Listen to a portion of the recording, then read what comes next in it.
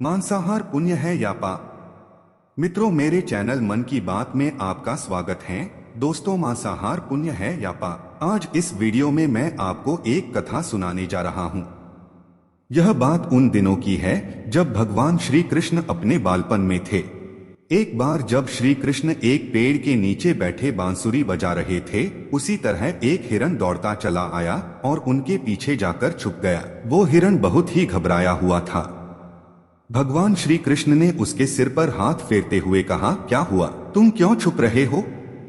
उसका पीछा करते हुए एक शिकारी भी वहां आ पहुंचा और बोला, यह मेरा शिकार है, इसे मुझे दे दो, इस पर मेरा अधिकार है। तब भगवान श्री कृष्ण बोले, हर जीवित जीव पर उसका खुद का अधिकार होता है, न कि किसी का। तब वह शिकारी क्रोध में बोला, यह मेरा शिकार है, इसे मैं पकाकर खाऊंगा। श्री कृष्ण बोले, किसी भी जीव को मारकर खाना पाप की श्रेणी में आता है। क्या तुम पाप के भागी बनना चाहते हो? मांसाहार पुण्य है या पाप, क्या तुम धर्म को नहीं जानते? तब वह शिकारी बोला, मैं तुम्हारे जितना शिक्षित तो नहीं कि यह जानूं कि मांसाहार पुण्य है या पाप, पर मैं यह जानता हूं कि जीव को मारकर खाना, इसमें कोई हर्ज नहीं। मांसाहार से तो एक तो वह जीव को जीव बंधन से मुक्त कर रहा है, फिर क्यों मांसाहार से मना किया जाता है? मांसाहारी होने को क्यों नहीं कहा जाता? वैसे भी मैं इसको मारकर नीच योनि से मुक्ति दिलाकर पुण्य ही कमा रहा हूँ, फिर इस पर पाबंदी क्यों? इसे तो प्रोत्साहित करना चाहिए। जहाँ तक मैंने सुना है, जीव हत्या तो शास्त्रों में भी बताया गया है। राजा लोग शिकार किया करते थे। ऐसे तमाम तर्क देते हुए श्री कृष्ण से पूछा कि फिर क्यों ये मांसाहार गलत है और पाप की श्रेणी में आता है? आप ही बताइए, मांसाहार पुण्य है या पाप? भगवान श्री कृष्ण समझ गए कि इसकी बुद्धि मांस खाने के कारण तामसिक हो गई है और उसने सोचने और समझने की बुद्धि भी खो दी है। फिर भगवान श्री कृष्ण बोले, इस अंतहीन विषय पर पहले मैं कोई राय नहीं दूंगा। मेरी इस छोटी सी कथा सुनने के बाद तुम ही उत्तर देना कि मांसाहार पुण्य है या पाप और तुम्हें मांस खाना है या नहीं। वह शिकारी सोचने लगा कि इसमें मेरा तो कोई घाटा नहीं है, इस कथा को मैं सुन ही लेता हूँ, मेरा मनोरंजन भी हो जाएगा और बाद में मुझे इसका मांस भी मिल जाएगा। तो भगवान श्री कृष्ण ने अपनी कथा आरंभ की। एक बार मगध में खाद्य संकट खड़ा हो गया तो अन्न का उत्पादन कम रहा। राजा को चिंता हुई कि यदि इस समस्या का शीघ्र निदान नहीं किया गया तो संरक्षित अनाज कोष भी खत्म हो जाएगा और संकट भीषण हो जाएगा। तो सम्राट ने अपनी राज्य सभा में पूछा, देश की खाद्य समस्या को सुलझाने के लिए सबसे सस्ती वस्तु क्या है? मंत्रीगण सोच में पड़ गए। चावल, गेहूं, आलू इत्यादि पदार्थों को उगाने के लिए बहुत श्रम करना पड़ता है। वह तभी प्राप्त होते हैं जब प्रकृति का प्रकोप न हो। ऐसे में तो कुछ सस्ता हो ही नहीं सकता। तभी शिकार का शौक रखने वाले एक मंत्री ने सोचा कि यही उत्तम अवसर है, क्यों न अंधाधुंध शिकार के लिए राजा की अनुमति ले ली जाए। उसने सभा में कहा कि सबसे सस्ता खाद्य पदार्थ है मांस। इसके लिए धन का खर्च भी नहीं है और पौष्टिक खाना भी मिलता है। सभी लोगों ने इस बात का समर्थन कर दिया, लेकिन मगध के प्रधानमंत्री अभी भी चुप थे। सम्राट ने पूछा, प्रधानमंत्री आप चुप क्यों हैं? आपने कोई अनुमोदन नहीं किया, आपका क्या मत है? प्रधानमंत्री ने कहा, मैं यह नहीं मानता कि यह कथन सही है कि मांस सबसे सस्ता पदार्थ है, फिर भी इस विषय पर मैं अपने विचार आपके सामने कल रखूंगा। प्रधानमंत्री उसी रात मांसाहार का प्रस्ताव रखने वाले सामंत के घर पहुंचे। सामंत ने इतनी देर रात प्रधानमंत्री को अपने घर आया देखा तो वह घबरा गया। किसी अनिष्ट की आशंका से वह कांप गया। प्रधानमंत्री ने कहा, संध्या को महाराज बीमार हो गए, उनकी हालत बहुत ही खराब है। राजवैद्य ने कहा है कि किसी शक्तिशाली देह का 2 तोला मांस मिल जाए तो राजा के प्राण बचाए जा सकते हैं। आप महाराज के सबसे विश्वास पात्र हैं, इसीलिए आपसे योग्य कौन होगा? इसके लिए आप जो भी मूल्य लेना चाहें ले सकते हैं। आप कहें तो इस काम के लिए मैं आपको 1 लाख स्वर्ण मुद्राएं भी दे सकता हूँ। एक बड़ी जागीर भी आप मांग सकते हैं। बस आप अपनी इच्छा कहें, मैं कटार से आपके हृदय को चीर कर बस 2 तोला मांस निकाल लूंगा। यह सुनकर सामंत के चेहरे का रंग फीका पड़ गया।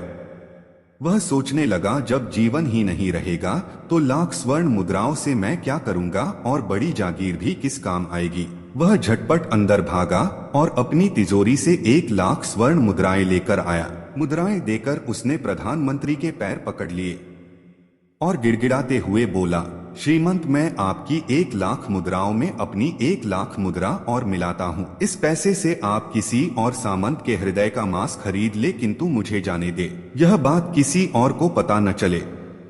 मैं आपसे आग्रह करता हूँ। प्रधानमंत्री जी यह सब समझ चुके थे। वह उसे थोड़ी और मानसिक पीड़ा देना चाहते थे।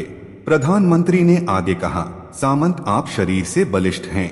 आपकी कद काठी महाराज से मिलती जुलती है, इसीलिए राजवैद्य ने खास तौर पर आप ही का नाम लिया है। आपके दान से हमारे अच्छे राजा की जिंदगी बच सकती है। आप कहे तो मैं आपको प्रधानमंत्री का पद देने को तैयार हूँ और खुद आपका कर्मचारी बनकर रहूंगा, पर प्रजा से हमारे राजा न छीने। सामंत तो फंसता हुआ दिख रहा था। उसने शरीर पर अंग वस्त्र रखकर अपने जूते भी पहन लिए। जैसे ही वह वहां से भागने वाला था, वह तुरंत प्रधानमंत्री के पैरों में लेट गया। उसने याचना की कि प्रधानमंत्री, मैं इसके योग्य नहीं हूं। जब प्राण ही नहीं रहेंगे तो प्रधानमंत्री पद का या राजा का सिंहासन भी मिल जाए तो मैं उसका क्या करूंगा। आप चाहे तो मेरा सब कुछ ले ले, पर मेरे प्राण न लें। मैं अपना ये भवन और सारा धन आपको सौंपता हूं। रातों रात राज्य से निकल जाऊंगा। इतना कहकर वह अपने घोड़े की ओर भागा और जैसे ही अपना घोड़ा गठने लगा, आवाज आई, अभी अभी अपने पीछे गए तुम अपने परिवार को भी छोड़े जा रहे हो। सामंत बोला, मेरे प्राण से प्रिय कुछ भी नहीं है। जब जीवन ही न रहेगा तो कुटुंब का क्या करूंगा। जीवन रहा तो ऐसे ही सुखी रह लूंगा। इतना कहकर घोड़े पर छलांग लगाकर बैठ भी गया। वह अभी चलने को ही था कि प्रधानमंत्री ने घोड़े की साख पकड़ ली। वह सामंत से बोला, भागने की जरूरत नहीं है, आप आराम से घर पर ही रहो, मैं किसी और का प्रयास करता हूं। यह कहकर प्रधानमंत्री वहां से चले गए। प्रधानमंत्री के वहां से जाने पर सामंत के अंदर कुछ जान तो आई, परंतु बेचैनी बनी रही। उसकी नींद खराब हो चुकी थी। मुद्राएं लेकर प्रधानमंत्री बारी बारी से सभी सामंतों के घर पहुंचे और सभी से राजा के लिए हृदय का 2 तोला मांस मांगा, परंतु कोई भी राजी न हुआ। सबने अपने बचाव के लिए प्रधानमंत्री को 1,00,000 और 5 लाख मुद्राएं तक दे दी। इस प्रकार प्रधानमंत्री ने एक ही रात में करोड़ों स्वर्ण मुद्राएं जमा कर ली। फिर सुबह होने से पहले ही अपने महल में पहुंच गया। अगले ही दिन राजसभा में सभी सामंत समय से पहले ही पहुंच गए। सभी यह जानना चाहते थे कि राजा स्वस्थ है कि नहीं, लेकिन कोई भी किसी से भेद नहीं खोलता था। सबको राजवैद्य की तलाश थी। उनसे ही उन्हें कुछ सूचना मिल सकती थी। प्रधानमंत्री ने सैनिकों को आज्ञा दे रखी थी कि जब तक महाराज राजसभा में न आए, किसी भी सामंत को भी महल से बाहर जाने की आज्ञा नहीं है।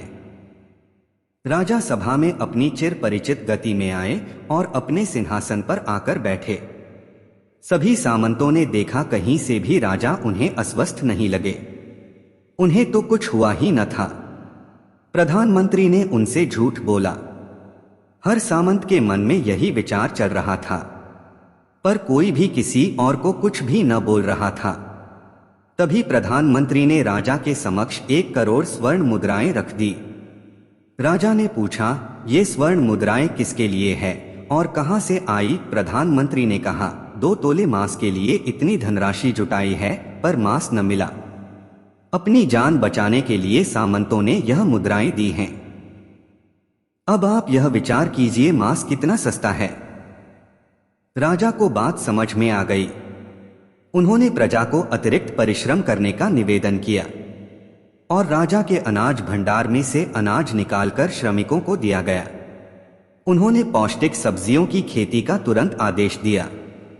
वह 1 करोड़ स्वर्ण मुद्राएं इसी कार्य के लिए और श्रमिकों के कल्याण के लिए खर्च की गई।